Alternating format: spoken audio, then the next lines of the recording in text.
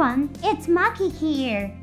A new promotional video for Gundam Seed Freedom has been released. It's quite surprising to see the commitment to releasing new information almost monthly. As a fan, it's a delightful situation. While not directly related to the content of the promotional video, the scale of the movie's release preparations is also quite substantial. The movie Hathaway was screened at 84 venues in Japan. In contrast, Gundam Seed Freedom is scheduled to be screened at 346 venues. It seems like a project where Sunrise and Bandai are deploying their forces on a very large scale. Now, let's take a look at the hidden elements in the new promotional video.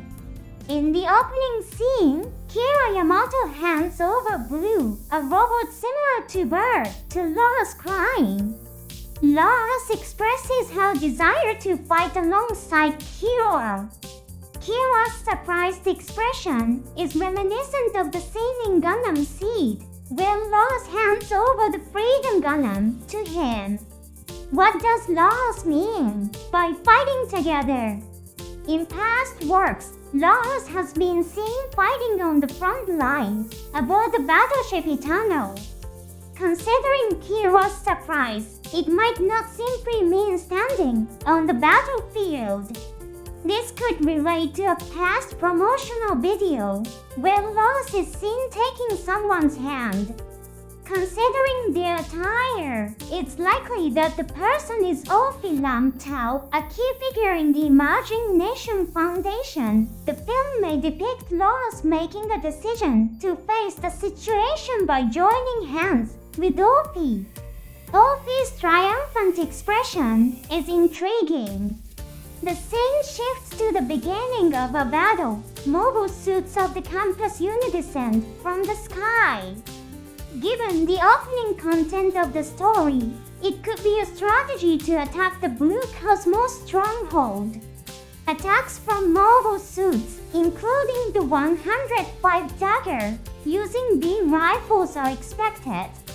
Mobile suits like Rising Freedom, Immortal Justice Gilgud Meows, and GN Strum are descending. They don't emit light from their thrusters, resembling skydiving while adjusting aerodynamics with their wings to evade attacks. It's highly likely that all the pilots are ace pilots. This is purely my personal opinion. I feel like there's a hidden gimmick in the face of Rising Freedom. Don't the eyes seem to be steady behind the armor, similar to Gundam Formula 91? Shining Gundam or Unicorn Gundam, there might be some gimmick. This is my feeling, and of course this includes my personal wishes and desires. To evade the enemy's beam, Rising Freedom ignites its thrusters, narrowly avoiding the attack and conserving energy, a remarkable skill. As it dodges the enemy's assaults, Rising Freedom releases its shield. A characteristic of the Earth Alliance's mobile suits, like the 105 Dagger, is their software-driven, patterned operations. In the novel, it is mentioned that they don't stand a chance against ace pilots, but overwhelming numbers is their standard tactic. The shield released by Rising Freedom in midair generates a beam braid and flies. The shield, with its metallic and heat reactions, separating could be a threat to the Earth Alliance's mobile suits, which respond mechanically. Furthermore, Rising Freedom shoots down missiles with its beam rifle, creating an explosion. This may be intended to obscure the flying shield's trajectory from the enemy. Rising Freedom prepares to intercept a Gundam approaching from behind. After the beam rifle attack, a large explosion occurs, but the Gundam remains intact, suggesting the destruction of its beam rifle. Immediately after Rising Freedom begins a full burst shooting. Just before the full burst, a pink light appears. Is this merely an effect, or does it indicate the use of a special device, like the Forbidden Gundam's guided panzer during the attack? Pink light continues to emanate.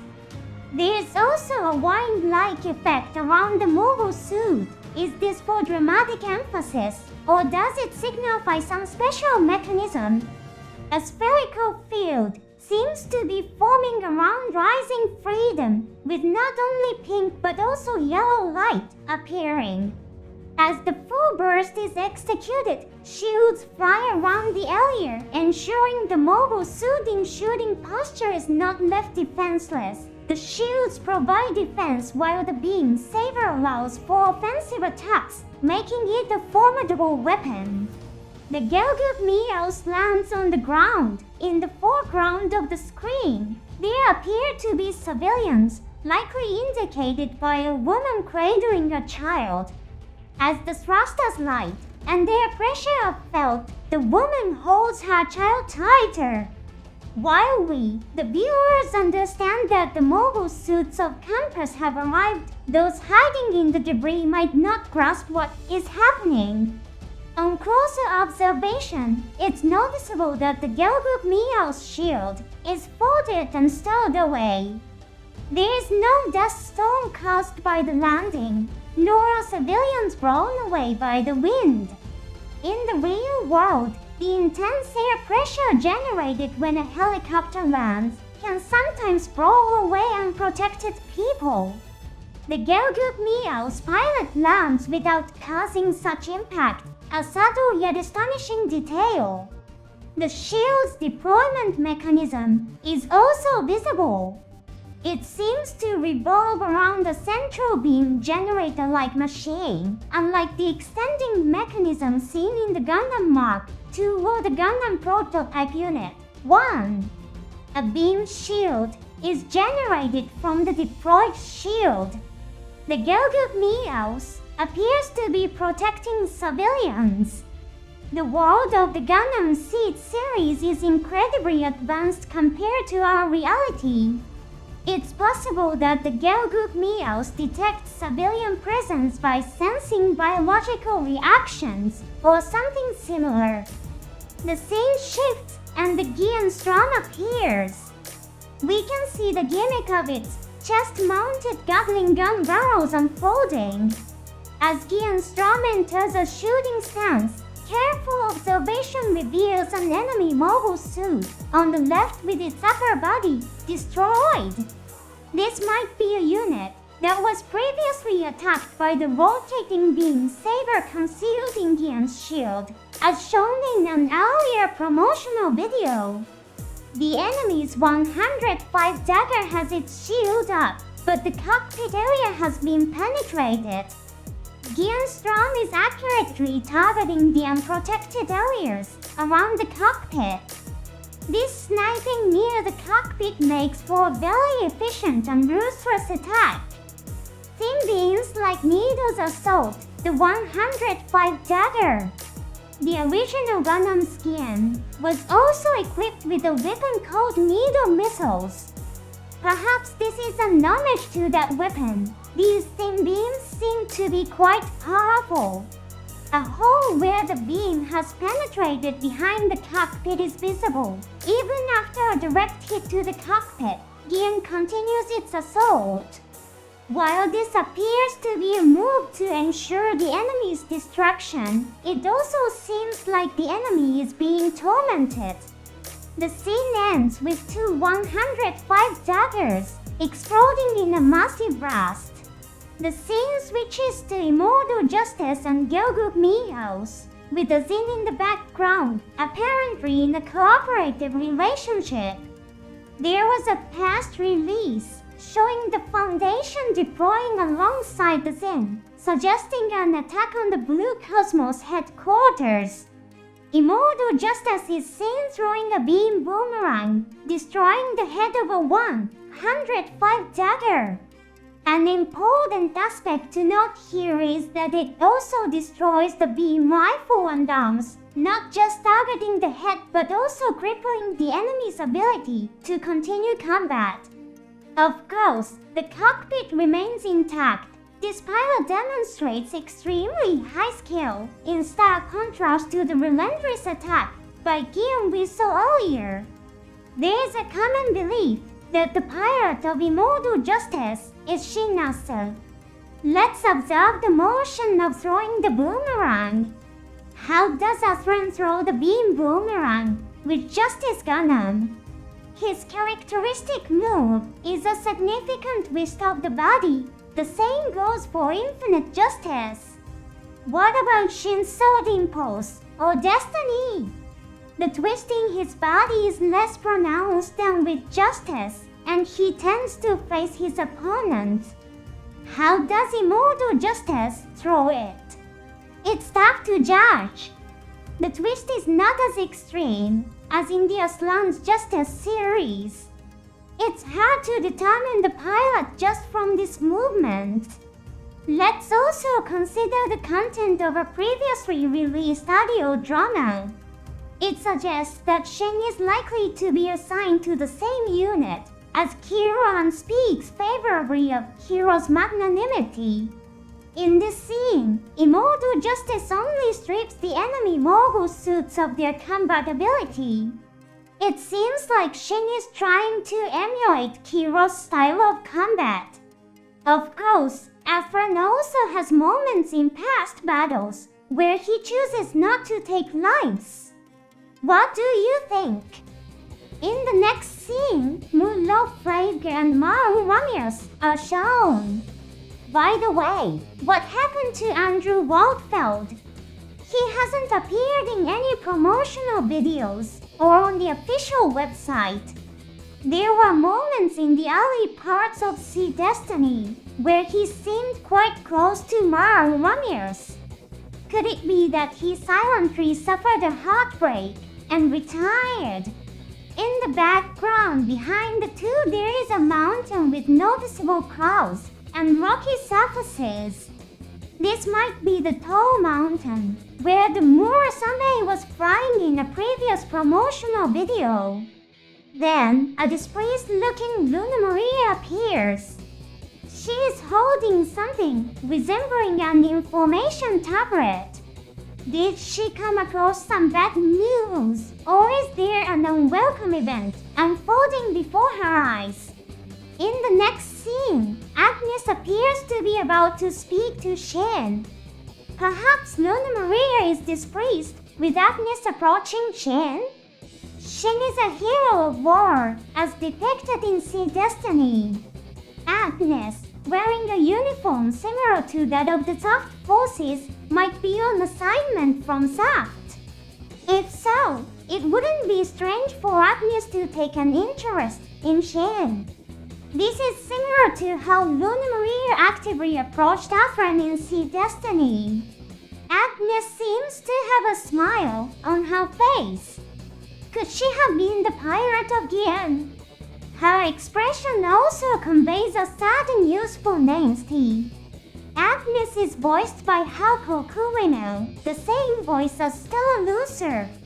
How will Shin feel facing a woman with a voice reminiscent of a girl with whom he had a tragic parting? If Agnes is combative and a troublemaker, her character could lead to drama similar to Quespar in Charles' counterattack. Shin's troubled expression is quite striking.